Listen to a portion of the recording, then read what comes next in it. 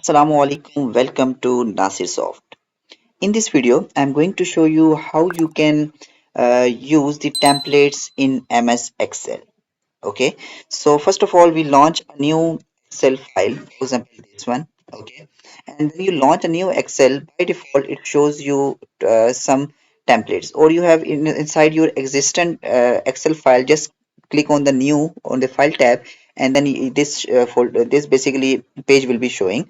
And here you can see that Excel provides by default many templates. Okay, so you can choose any templates. Okay, for example, here if I want to choose this for example the student schedule. Okay, so click on this and then click on the create button. It will take some time to download, and after download, basically here you can see that you can start with this template, that is student basically schedule system, class schedule system. At 8 a.m.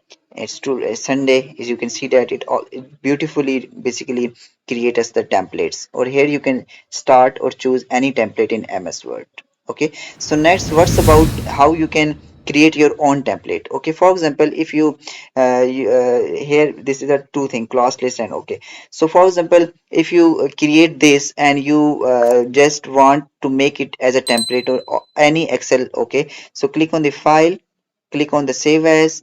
Inside the save as, okay, click on the save as and then the browse, and from here this is the Excel template. So you can just check this one, Excel template, to create your own Excel template, whatever you have created. Okay, so when on the next, right, when you double click on that specific file, it will open that specific your template.